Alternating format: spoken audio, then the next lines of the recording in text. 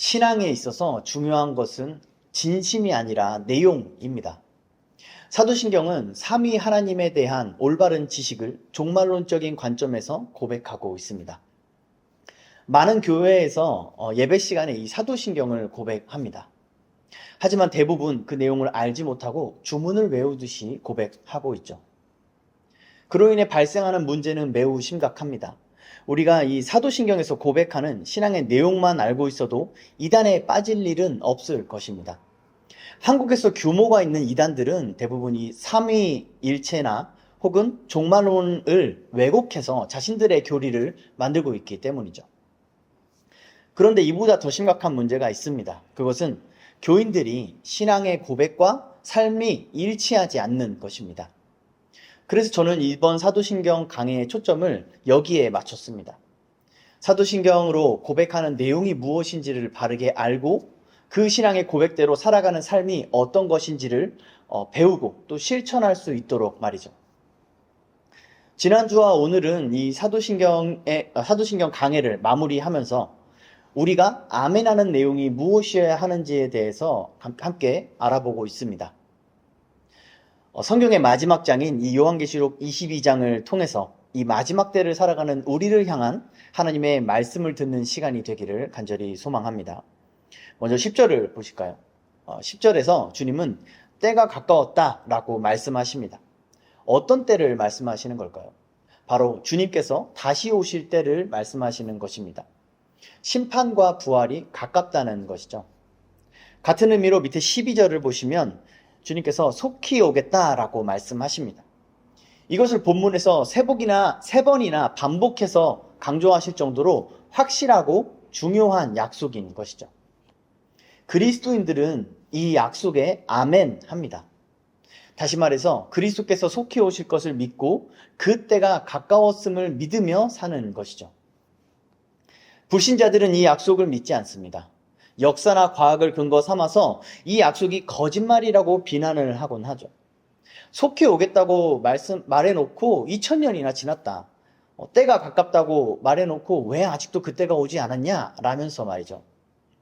심지어 초대교회 교인들이 무지하거나 또 지나치게 순수했기 때문에 이러한 거짓말에 속았던 것이다 라고 말하는 사람들도 있습니다. 이런 주장은 계몽주의의 영향을 받은 근현대에 처음 등장한 것은 아닙니다. 이미 초대교회 때부터 이 약속을 믿지 않았던 사람들이 있었죠.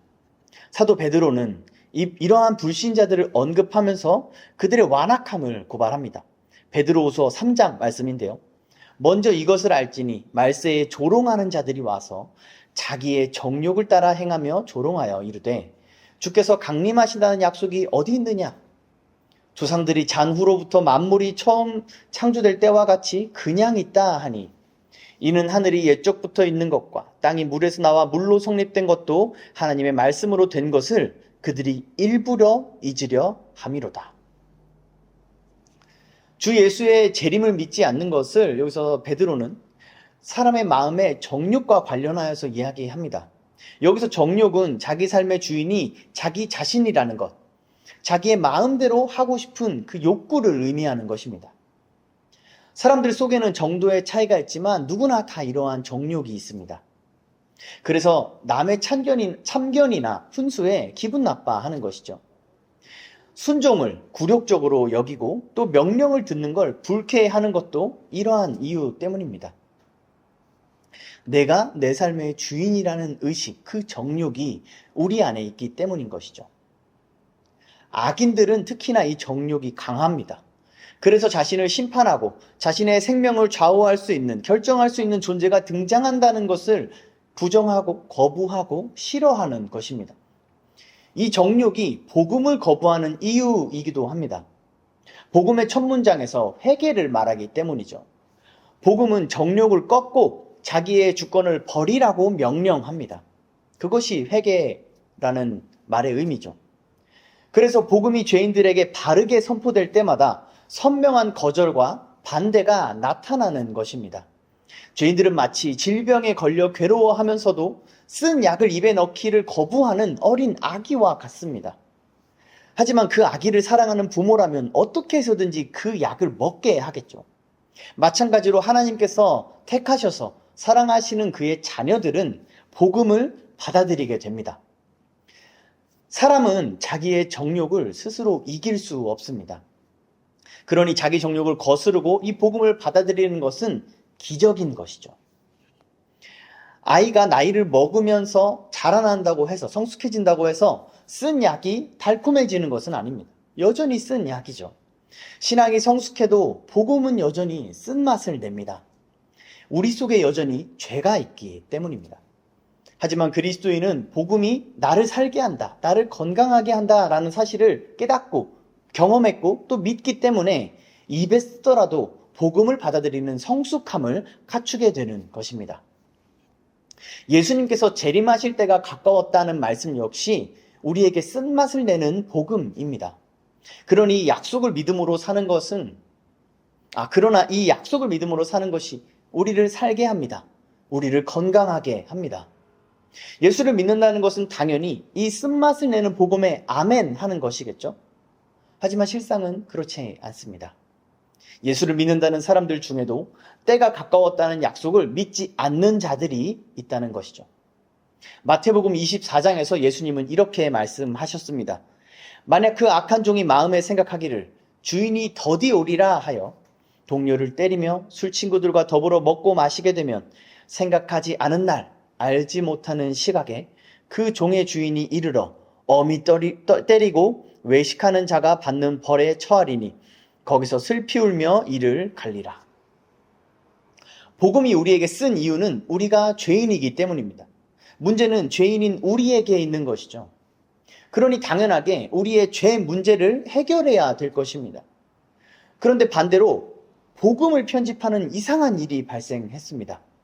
복음에서 쓴맛을 내는 부분을 제거한 것이죠. 그렇게 왜곡된 내용을 복음이라고 속여서 사람들을 교회로 끌어들이는 일이 있어 왔습니다. 대표적으로 사형리라고 하는 복음 전도 방법이 있습니다. 거기에는 회개도 없고 종말도 없습니다. 그럼에도 불구하고 이 거짓 복음이 무분별하게 수용되고 있죠. 그렇게 많은 사람들이 교회에 들어와서 자기가 예수를 믿는다고 착각하고 있습니다. 그들은 당연하게도 주인이 더디 오리라 라고 생각할 수밖에 없습니다. 더 심각하게는 하나님을 자기 삶의 주인으로 여기고 있지도 않습니다. 주인께서 때가 가까웠다고 말씀하셨으면 종은 그런 줄 알아야 합니다. 주인의 말을 듣지 않고 자기 마음대로 판단하는 것은 악한 종이죠. 그래서 그들의 삶 또한 악할 수밖에 없습니다. 즉 자기 육체를 위하는 일을 하고 이 땅에서의 삶의 만족을 추구하면서 사는 것입니다. 교회 안에 이러한 악한 종들은 늘 있어 왔습니다. 오늘날에도 당연히 있는 것이죠. 그들은 자신의 죄를 회개하지도 않고 속히 오리라는 주님의 약속도 믿지 않은 채 자기 마음대로 살아갑니다. 그러나 그리스도인들은 말씀을 지키며 사는 자들입니다. 그 착한 종들은 자기 주인이 말씀하신 것을 반드시 지키시는 분이시다라는 사실을 믿습니다. 그 믿음으로 주인의 말씀을 끝까지 지킬 수 있는 것이죠. 또 착한 종들은 주인을 사랑하기 때문에 주인의 말씀을 신실하게 지킵니다. 상대방의 말을 믿고 그 말을 자신의 삶의 기준으로 삼는 것이 사랑 아닐까요? 사랑하는 사람의 말에는 이러한 힘이 있습니다. 사랑하는 사람의 말은 한 인생을 변화시키는 힘이 있죠. 사람의 말에도 이러한 힘이 있다면 하나님의 말씀은 하나님을 사랑하는 자들에게 얼마나 큰 능력이 되겠습니까? 그리스도를 사랑하는 사람은 자기 마음대로 살 수가 없습니다. 자기 마음대로 살고 싶지도 않습니다. 그리스도의 말에 귀를 기울이고 그 뜻을 헤아리기를 기뻐하면서 자신이 사랑하는 그 말씀대로 자기의 삶이 변화되기를 기쁘게 원하게 되기 때문입니다. 이렇게 그리스도를 사랑하는 사람이 그리스도의 재림을 기다리지 않는 것은 불가능한 일입니다. 어떻게 보고 싶어 하지도 않으면서 사랑한다고 말할 수 있을까요? 그렇기 때문에 그리스도의 재림을 믿지 않는 신앙은 거짓 신앙인 것입니다. 그러므로 열매로 그 나무를 알게 될 것입니다. 가시나무에서 포도가 날 수 없고 엉겅퀴에서 무화과가 날 수 없으니까요. 이것이 11절에서 말하고 있는 것입니다. 열매는 그 나무가 어떤 나무인지를 보여줍니다. 전문가가 아니라면 나무만 봐서는 그 나무가 어떤지 쉽게 알기가 어렵습니다. 하지만 열매를 본다면 그 나무가 어떤 종류인지, 또 좋은 나무인지 나쁜 나무인지를 알 수가 있겠죠. 사람의 경우에는 행동을 이 열매에 비유할 수 있습니다. 행동은 그 사람이 무엇을 어떻게 믿는지를 반영하기 때문입니다. 때가 가까움을 믿지 않는 신앙은 이 땅에서의 삶을 집착하게 됩니다. 자신의 꿈이나 비전이 이루어지기를 갈망하고 이 땅에서 정의하는 성공을 동경합니다. 지난주 설교에서 권면드린 것처럼 자신의 기도 제목이나 자신이 말씀을 어떻게 해석하고 적용하는지를 보면은 알 수 있습니다. 주인이 더디 오리라고 생각하는 사람들의 기도 제목은 이 땅의 것으로 가득합니다. 행복한 결혼과 가정, 육체의 만족을 주는 평안과 즐거움과 성취를 위한 기도들 뿐이죠. 말씀도 그러한 자신의 정욕을 따라서 해석하고 적용을 합니다. 그렇게 스스로 성경적이라고 믿으면서 세속적으로 살아가고 있는 것이죠. 사도 바울은 디모데에게 편지하면서 이런 자들을 정죄합니다. 하나님의 말씀을 자기의 정욕대로 해석하는 것을 경건을 이익의 방도로 생각하는 것이라고 말합니다. 그러면서 이런 자들이 따르는 것은 그리스도의 복음이 아니라고 말합니다. 그러면서 이렇게 권면하는데요. 디모데전서 6장입니다. 그러나 자족하는 마음이 있으면 경건은 큰 이익이 되느니라. 우리가 세상에 아무것도 가지고 온 것이 없음에 또한 아무것도 가지고 가지 못하리니 우리가 먹을 것과 입을 것이 있은즉 족한 줄로 알 것이니라. 아멘. 때가 가까움을 믿는 신앙은 이 땅에 대해서 가볍습니다. 사도 바울은 이것을 자족하는 마음이라고 표현합니다. 그리스도의 복음을 믿는 사람은 이 땅에 대해서 생각하는 것은 단순합니다. 바로 우리가 이 세상에 아무것도 가지고 온 것이 없음에 또한 아무것도 가지고 가지 못한다는 것입니다. 이것은 사도 바울만의 주장은 아닙니다. 우리가 잘 알고 있는 구약의 인물인 욥의 신앙 고백이기도 하죠. 욥은 하루아침에 가진 모든 것을 잃게 됩니다. 그러자 욥이 가장 먼저 뭘 했는지 혹시 기억하십니까? 욥은 가장 먼저 하나님을 예배했습니다. 욥기 1장 20절 말씀입니다. 욥이 일어나 겉옷을 찢고 머리털을 밀고 땅에 엎드려 예배하며 이르되 내가 모태에서 알몸으로 나왔사온즉 또한 알몸으로 그리로 돌아가올지라. 주시니도 여호와시요 거두시니도 여호와시오니 여호와의 이름이 찬송을 받으실지니이다 하고 이 모든 일에 욥이 범죄하지 아니하고 하나님을 향하여 원망하지 아니하니라. 욥이 가진 이 자족하는 마음은 여호와 하나님께서 칭찬하시는 신앙이었습니다. 바울 사도도 이 마음이 그리스도의 복음을 따른 것이라고 말하고 있죠. 자족하는 마음은 하나님께서 주인이시라는 신앙 고백과 그리고 그 주인께서 속히 오신다는 약속을 믿는 믿음에서만 가능한 마음입니다. 즉 그리스도인이라면 자족하는 마음을 가지고 살아야 한다는 말입니다.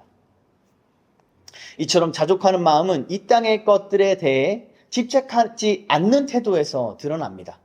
그 열매가 그 사람이 생명나무라는 것을 드러내는 것이죠. 이 말씀을 또 오해하시면 안 됩니다. 그리스도인은 부유해서는 안 된다라는 말은 결코 아닙니다.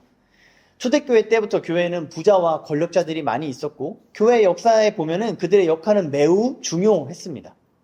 욥도 매우 부유한 사람이었고 또 권력을 가진 사람이었죠. 위로의 아들이라 불렸던 초대교회의 바나바도 부유한 사람이었고 또 빌립보 교회의 시작이었던 루디아도 부유한 사람이었습니다. 뿐만 아니라 예수님을 믿고 따랐던 사람들 중에서도 유력한 사람들이 많이 있었습니다. 하나님께서 누군가를 부유하게 하시거나 가난하게 하십니다.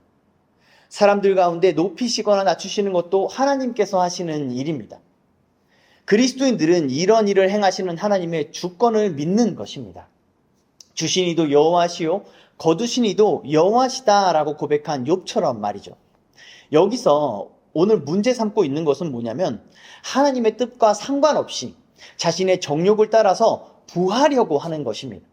그가 실제로 부하냐 아니냐, 부해졌냐 아니냐와 상관이 없이 그가 하나님의 주권을 거부했다는 그 자체가 이미 죄라는 것이죠.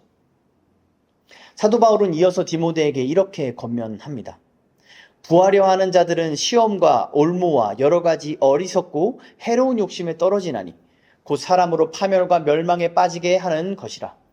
돈을 사랑함이 일만하게 뿌리가 되나니 이것을 탐내는 자들은 미혹을 받아 믿음에서 떠나 많은 근심으로써 자기를 찔렀도다. 이 땅의 삶에 집착하는 자들은 시험과 올무와 여러 가지 어리석고 해로운 욕심에 떨어집니다. 주인이 더디오리라고 생각하는 사람들은 많은 근심으로써 자기를 찌르게 됩니다. 그들이 신뢰하는 이 땅에는 죄악이 가득하기 때문입니다. 그 죄악이 변수와 배신과 거짓과 속임수를 끊임없이 만들어내기 때문입니다. 그래서 조금도 평안할 수가 없습니다. 불신자들의 삶이 이렇다는 것입니다. 예수를 믿는다면서 이런 불신자들과 똑같이 산다면 그 사람의 형편은 더 악하고 나쁠 수밖에 없다고 또 성경은 말하고 있습니다. 때가 가까움을 믿는 것이 우리가 아멘하는 내용이어야 합니다. 우리가 정말로 그리스도를 사랑한다면 그가 속히 오겠다라고 약속하지 않으셨더라 할지라도 우리는 그가 속히 오기를 기대해야 합니다. 우리가 정말 그리스도를 사랑한다면 그가 우리에게 남겨주신 이 사랑의 말씀들을 끝까지 지키며 살아야 합니다. 우리가 정말 예수님을 사랑한다면 이거는 자연스럽고 당연한 일 아니겠습니까? 그러나 여전히 때가 가까웠다는 이 2000년 전의 말씀에 대해서 의구심을 품는 분들이 있을 수도 있습니다. 사람에게 사실 이 물리적인 시간에서 2000년이라는 시간이 결코 짧은 시간이라고 말할 수는 없죠. 그런 분들에게 이렇게 권면하고 싶습니다. 그들이 떨쳐버리기 어려운 개념은 이 물리적인 개념입니다. 그러면 그 물리적인 개념으로 한번 생각을 해볼까요? 이 물리적인 개념 중에 하나인 상대성 이론에 대해서 한번 생각해 봅시다. 간단히 말해서 시간이 상대적이라는 것입니다. 물질과 물질 사이에서도 시간의 상대성은 우리가 관측할 수 있을 정도의 차이를 드러냅니다. 한 예로 이 최첨단 과학기술로 관측하는 이 우주의 모습들도 현재의 모습이 아닌 수억 년 전의 모습입니다. 그렇게 과학자들은 현재에서 그들의 과학기술을 통해서 머나먼 과거를 보고 있는 것이죠. 관측하고 있는 것이죠. 물질과 물질 사이의 시간 상대성이 이 정도라면 하나님과 이 피조 세계 간의 시간 상대성은 어떨까요? 아인슈타인보다 훨씬 먼저 이 사실을 깨달은 베드로는 이렇게 말했습니다. 사랑하는 자들아, 주께는 하루가 1000년 같고 1000년이 하루 같다는 이 한 가지를 잊지 말라. 하나님께서 2000년 전에 내가 속히 오리라 라고 말씀하셨던 것은 결코 과장이나 비유나 거짓이 아닙니다. 이 사실이 조금은 믿어지십니까? 주님께서 속히 오실 것을 믿는 것이 우리의 아멘이어야 합니다. 때가 가까운 줄 아는 것은 우리로 하여금 자족하는 마음으로 살게 해줍니다. 그렇게 자족하는 마음으로 자족하는 삶을 사는 것이 이 땅에서 그리스도인들이 거룩하게 구별되는 열매입니다. 사람의 몸을 입으신 성자 하나님께서 이 땅에서 살아내신 삶이 바로 그러한 것이기 때문이죠. 따라서 그리스도인들이 맺는 열매라는 것은 사실상 그리스도께서 이미 맺으신 열매를 따라가는 것입니다. 본문 10절에서 15절 말씀입니다.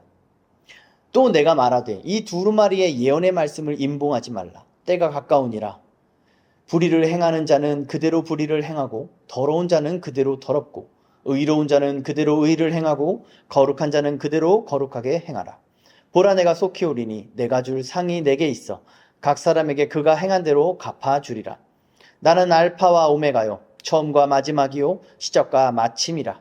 자기 두루마기를 빠는 자들은 복이 있으니 이는 그들이 생명나무에 나아가며 문들을 통하여 성에 들어갈 권세를 받으려 함이로다. 개들과 점술가들과 음행하는 자들과 살인자들과 우상숭배자들과 및 거짓말을 좋아하며 지어내는 자는 다 성 밖에 있으리라. 이 10절에서 주님은 예언의 말씀을 임봉하지 말라라고 말씀하십니다.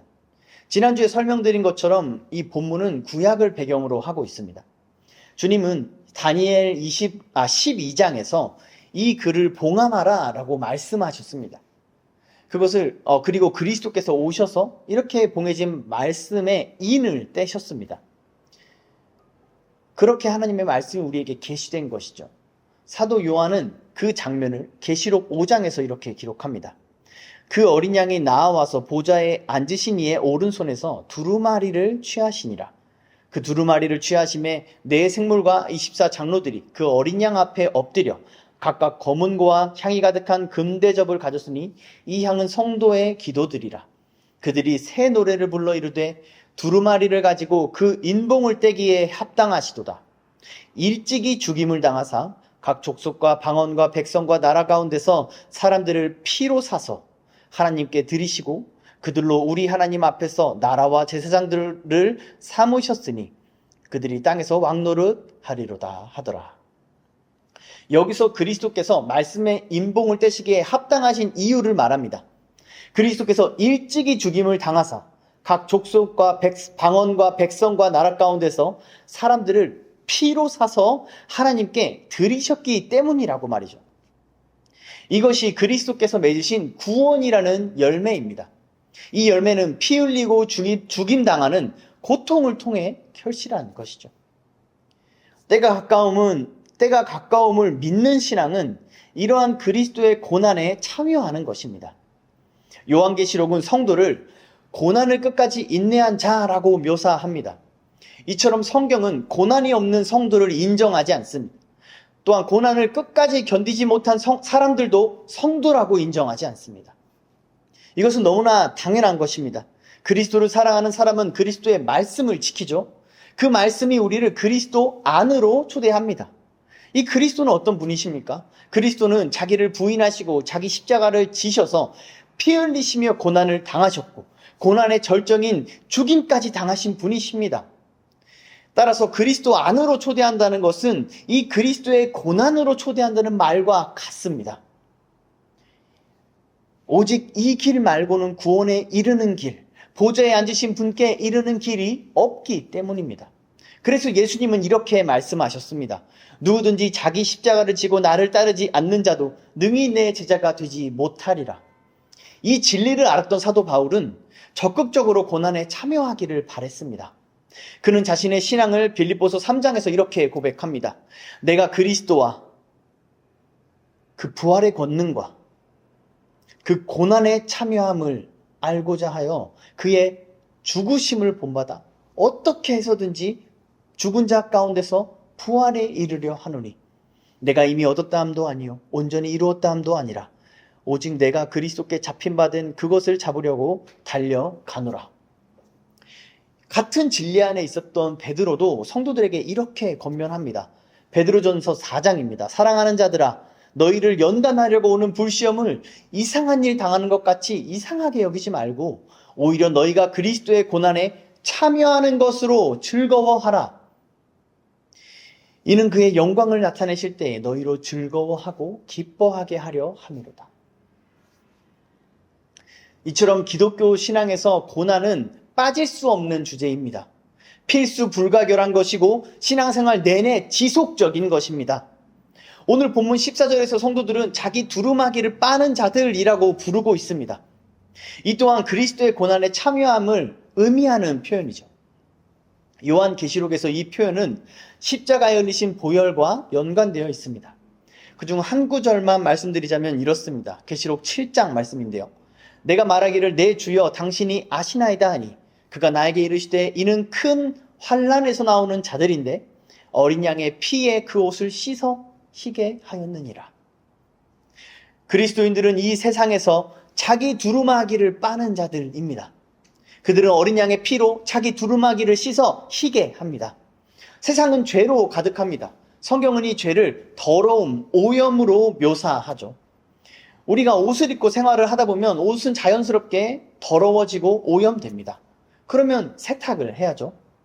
우리의 영혼도 마찬가지입니다. 이 세상 속에 살면서 더러움과 오염을 피할 수 없습니다. 매번 더러워지면 또 매번 그리스도의 보혈로 두루마기를 빠는 것이 성도의 삶인 것입니다. 이것은 매우 고되고 지난한 행위죠. 또 어차피 더러워질 거라고 생각하면서 대충대충 하게 되기 십상입니다. 그렇게 죄에 무뎌지고 어둠에 익숙해지는 것이죠. 그래서 꾸준하고 성실하게 자기 두루마기를 빠는 것은 매우 성숙한 신앙의 태도라고 할 수 있습니다. 두루마기라는 것은요, 우리의 옷을 가리킵니다. 옷은 그 사람의 신분과 정체성을 드러냅니다. 오늘날에도 이러한 기능을 좀 하죠, 옷이. 하지만 이 신약시대 때는 더욱더 이러한 상징으로 옷이 여겨졌습니다. 그런 옷을 빤다라는 것은 옷을 잘 관리한다라는 의미이기도 합니다. 그리스도인의 정체성을 지키는 것을 의미한다는 것이죠. 그렇다면 그리스도의 정체성은 무엇일까요? 바로 그리스도의 고난에 참여하는 삶을 사는 것입니다. 고난에 참여한다는 말을 달리 표현하면 자기를 부인하고 자기 십자가를 지는 것입니다. 이것은 예수님께서 설명하신 것입니다. 삶에서 지속적이고 또 집요하게 이것들을 실천하고자 고군분투하는 것이 성도가 이 땅에서 살아내는 영적 전투입니다. 우리의 싸움은 치고받고 하는 호전적인 모습이 아니라 지키고 보호하는 모습인 것이죠. 그래서 그리스도인들은 자기의 정체성을 강요하거나 선전하지 않습니다. 그냥 자기 두루마기를 예수의 피로 날마다 빨아서 희게 할 뿐이죠. 그렇게 고난을 참고 견디면서 그리스도의 고난에 참여하는 것만으로도 그 사람은 세상과 구별된 존재로 드러납니다. 그런 성도의 삶이 세상에 빛이 되고 소금이 되며 생명의 열매와 치료의 잎사귀가 되는 것입니다. 반대로 그리스도의 고난에 참여하지 않는 삶은 참으로 추악합니다. 15절이 그런 인생을 언급하고 있습니다. 여기서 일부러 모욕적인 표현을 쓰는 게 아니라 그들의 실체를 그대로 적은 것입니다. 15절에서 묘사된 이 표현들의 공통점은 자기 자신을 위해 산다는 것입니다. 우리는 자기 자신을 위해 사는 삶이 얼마나 추한지를 이미 잘 알고 있습니다. 그런 삶의 모습, 이기적인 그런 모습이 미디어를 통해서 대중들에게 드러나면 얼마나 비난을 해댔는지 모릅니다. 그런데 지혜로운 사람들은 그렇게 남을 평가하는 자기 자신에게도 이 내로남불의 기질이 있음을 인정합니다. 내가 하면 로맨스고 남이 하면 불륜이라는 것이죠. 내가 하는 건 다 그럴 만한 이유가 있고 남이 하는 것은 비난받아 마땅한 것이라고 여기는 이러한 이기적인 마음은 죄인들의 본성 깊이 자리하고 있습니다. 이러한 이기적인 마음은 고난을 악한 것으로 여깁니다. 이러한 이기적인 마음이 고난을 악한 것으로 여긴다는 것입니다. 고난은 무조건 피해야 할 것으로 여깁니다. 심지어 교회 안에도 이러한 인식이 팽배해 있습니다. 고난을 제거하고 기독교 복음을 설명하려는 시도가 얼마나 우스꽝스럽고 추잡한지 아십니까? 그런데 이젠 고난이 없는 복음이 점잖고 세련되고 아름다운 것으로 여겨지고 있습니다. 요새 교회에서 자주 불려지는 CCM 노래들의 가사만 봐도 그렇습니다. 얼핏 하나님의 은혜를 노래하는 것 같지만 그 실상은 그리스도의 고난에 참여하지 않겠다는 고백일 뿐입니다. 그들이 믿는 하나님은 그들을 고난으로 초청하지 않는 하나님입니다. 그러나 성경은 고난으로 초대하지 않는 하나님을 말하지 않습니다. 심지어 고난으로 초대받은 적이 없는 사람은 하나님의 자녀가 아니라고 명백하게 말하고 있습니다. 히브리서 12장 말씀입니다. 징계는 다 받는 것이거늘 너희에게 없으면 사생자요 친아들이 아니니라.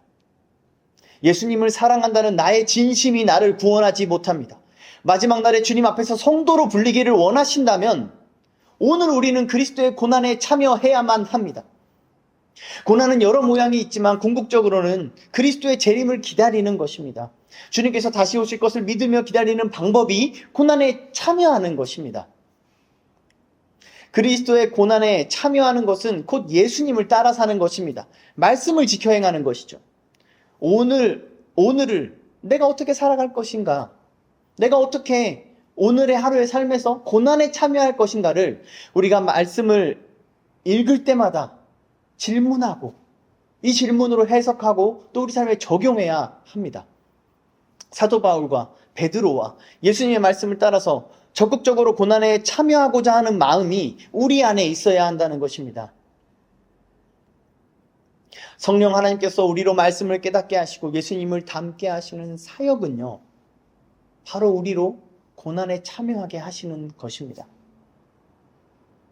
성령 하나님은 이 방식을 통해서 우리로 말씀을 살게 하시고 우리로 예수를 닮게 하십니다. 고난이 없는 기독교 신앙은 없습니다. 고난이 없는 기독교 신앙은 존재하지 않습니다.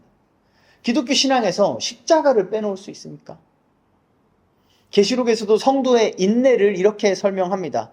요한계시록 14장 말씀입니다. 성도들의 인내가 여기 있나니 그들은 하나님의 계명과 예수에 대한 믿음을 지키는 자라. 하나님의 말씀을 지키는 것이 곧 고난을 인내하는 것이라고 말합니다. 예수에 대한 믿음을 지키는 것이 곧 고난을 인내하는 것이라고 말하고 있지 않습니까? 이것이 기독교가 말하는 진리이고 복음입니다. 오직 이 신앙만이 구원에 이를 수 있습니다. 이 고난에 참여하지 않는 자는 예외 없이 지옥에 던져질 것입니다. 본문 15절이 그 결말입니다. 그러나 의인들은 14절의 결말을 맞이할 것입니다. 자기 두루마기를 빠는 자들은 복이 있으니 이는 그들이 생명나무에 나아가며 문들을 통하여 성에 들어갈 권세를 받으려 함이로다. 여기서 복이 있으니 라는 말은 행복하다라는 말입니다. 자기를 부인하고 자기 십자가를 지면서 고난에 참여하는 사람들이 행복하다는 것입니다. 이것은 앞서서 사도 바울이 많은 근심으로서 자기를 찔렀도다라고 말한 불신자들과 대조됩니다. 지혜로운 사람들은 이러한 역설을 깨달아야 합니다. 자기 행복을 추구하는 삶은 많은 근심에 찔리고 괴로워하게 됩니다. 그러나 자기를 부인하고 자기 십자가를 지는 삶, 그렇게 살기를 추구하는 삶은 영원한 행복으로 즐거워합니다. 불신자들은 이 진리를 믿지 않더라도 그리스도인이라면 이 진리를 믿어야 하지 않겠습니까? 고난에 참여하고자 하는 적극적인 마음이 있어야 하지 않겠습니까?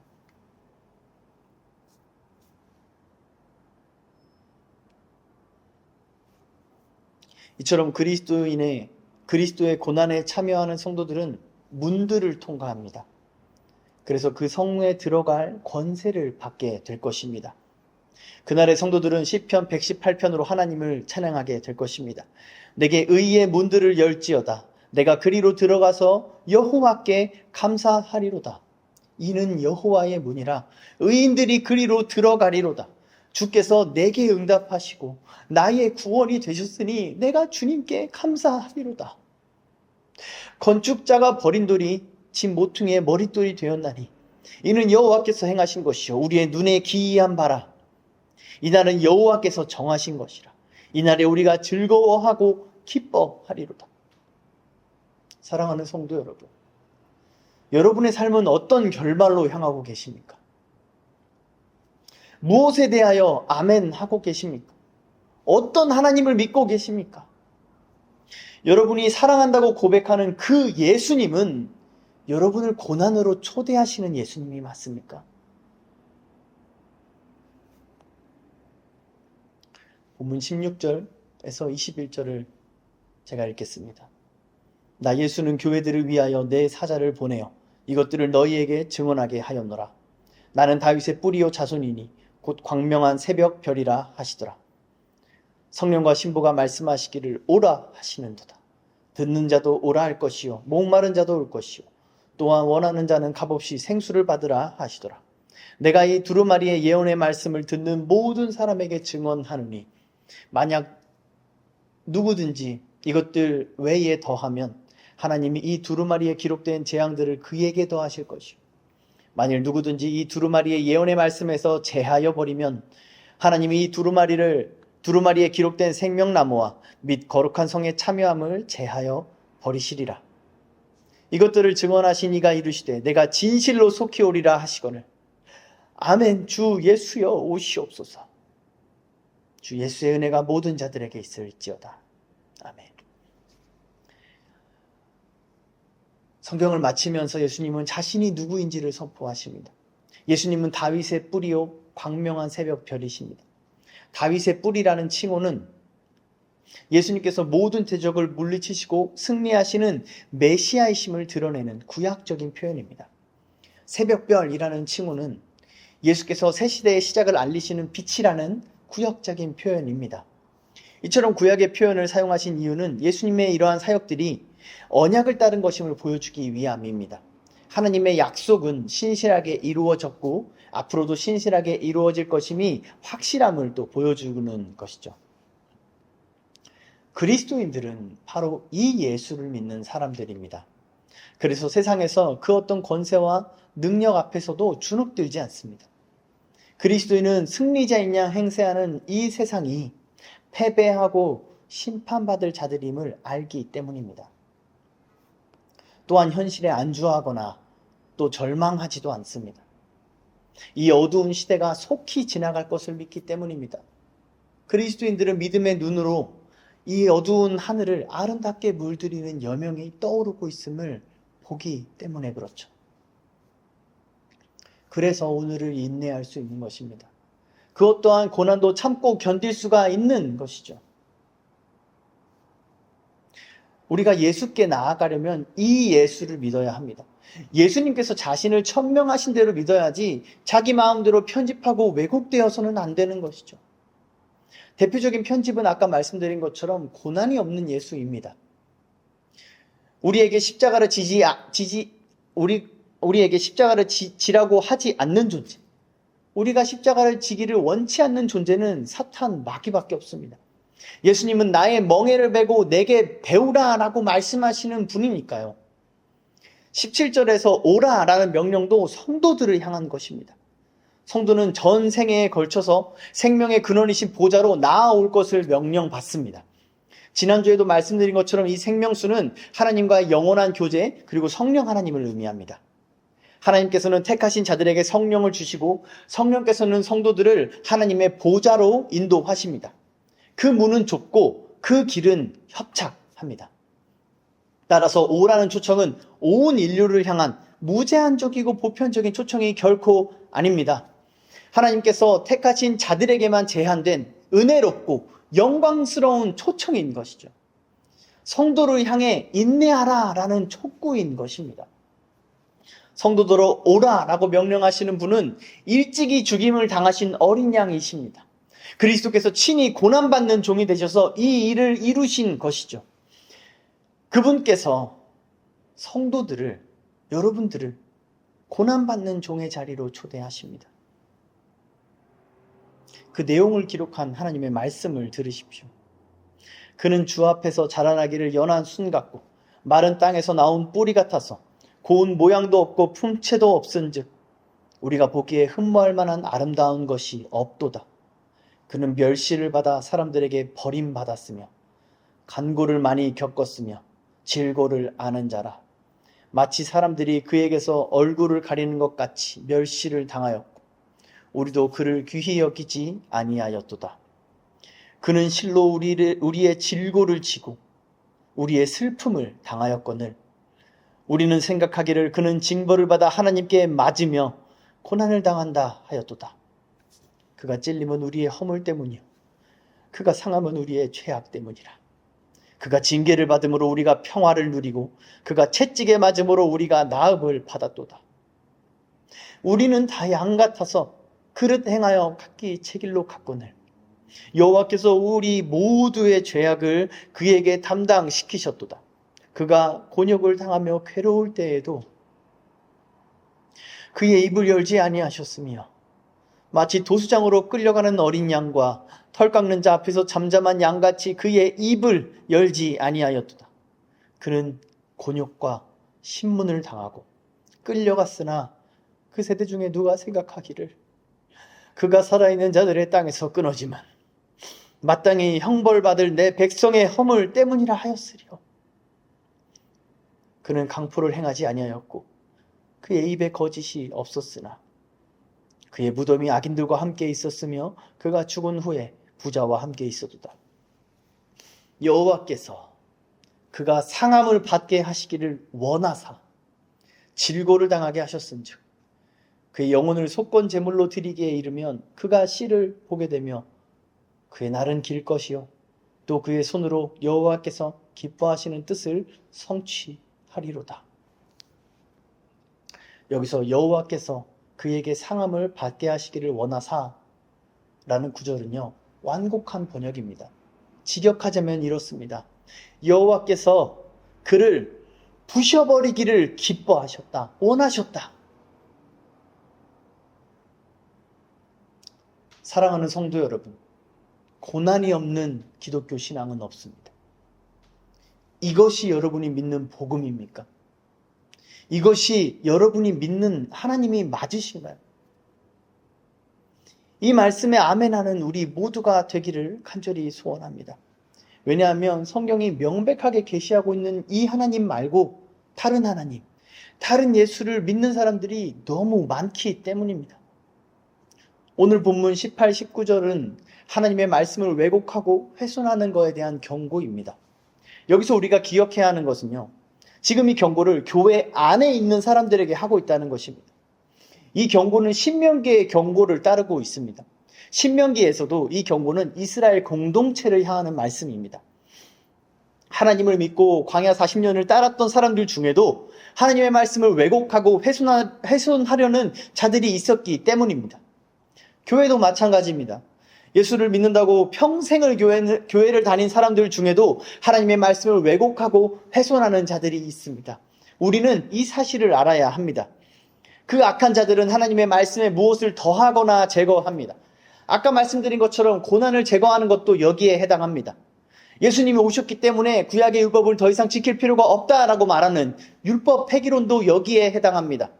또한 여러 학술 자료들을 가지고 와서 말씀을 수정하려고 시도하는 것도 여기에 해당합니다. 그런 사람들은 교묘하게 말씀의 권위와 세상 학문의 권위를 동일시하려 합니다. 그러나 자주 세상의 학문의 권위를 말씀의 권위보다 우선시하는 모습을 보이곤 하죠. 그런데 많은 사람들의 추측과 달리 이러한 일들은 신학자들보다 평신도들 사이에서 더욱더 빈번하게 발생합니다. 오늘날 대부분 교인들은 건강한 교리에 대해서 무지합니다. 왜곡된 성경 해석을 하고 있으면서도 스스로 깨닫지 못하는 경우가 허다한 것이죠. 그래서 자기도 모르게 자기의 죄성을 따라서 말씀을 해석하고 적용합니다. 스스로 성경적인 줄 알면서 세속적으로 사는 것입니다. 우리가 이렇다는 것을, 하나님의 공동체 안에 이런 자들이 있다는 것을 미리한 모세는 신명기 말씀을 시작하면서 이렇게 권면합니다. 내가 너희에게 명령하는 말을 너희는 가감하지 말고 내가 너희에게 내리는 너희 하나님 여호와의 명령을 지키라. 하나님의 말씀은 전적인 순종을 요구합니다.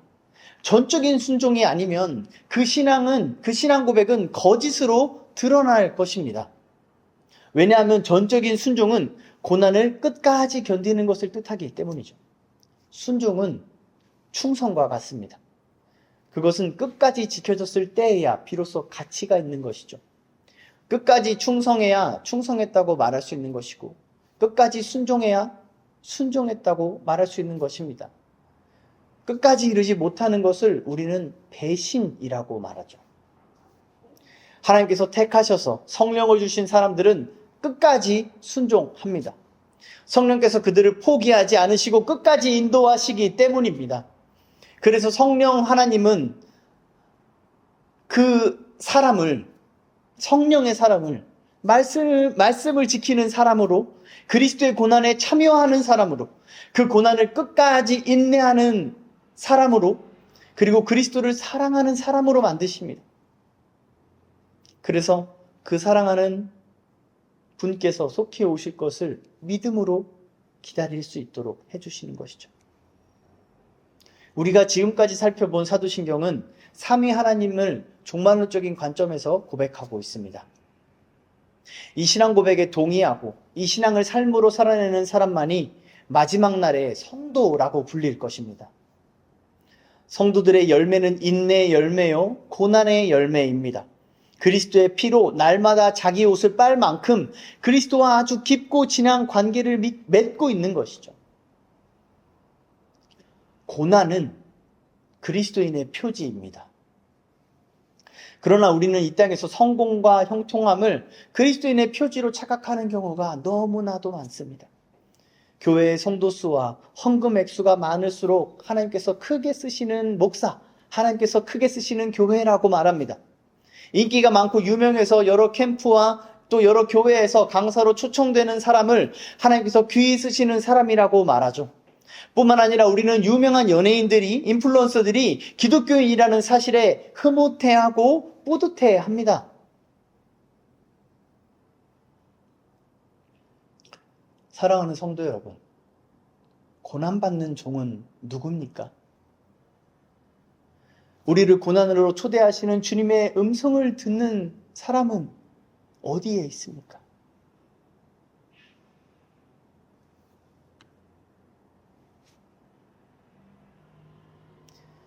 예수께로 나아오십시오. 자기를 부인하고 자기 십자가를 지고 예수를 따르십시오. 좁은 길로 가시고 좁은 문을 통과하십시오. 그리스도의 고난에 참여하는 것을 가장 먼저 기도하시고요. 내가 진실로 속히 오리라 말씀하시는 예수님을 믿으시고 이 예수께로 나아오시기를 간절히 축원합니다. 이 예수를 온 마음을 다하여 기다리는 여러분 되시기를 간절히 권면합니다.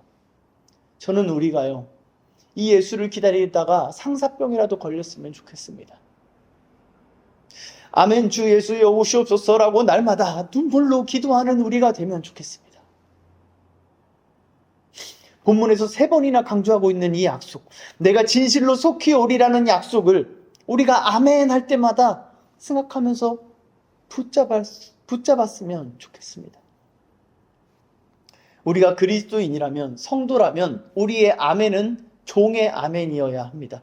우리는 고난받는 종이 되어야 합니다. 그리스도의 고난에 참여해야 합니다. 그렇게 다시 오실 주님을 간절히 기다리면서 그분의 말씀을 지켜야 합니다. 그렇게 이 세상과 구별된 거룩한 존재로 세상의 빛과 소금으로 살아야 합니다. 그런 우리의 삶은 세상의 생명의 열매와 치료의 잎사귀가 될 것입니다. 그렇게 성도는 세상에 하나님의 법을 가르치고 세우는 왕 같은 제사장으로 살아가야 합니다. 이것이 우리의 예배고 이것이 우리가 아멘하는 내용입니다. 성경 66권을 마치는 이 말씀 구절로 오늘 설교를 마치길 원합니다. 주 예수의 은혜가 모든 자들에게 있을지어다. 아멘.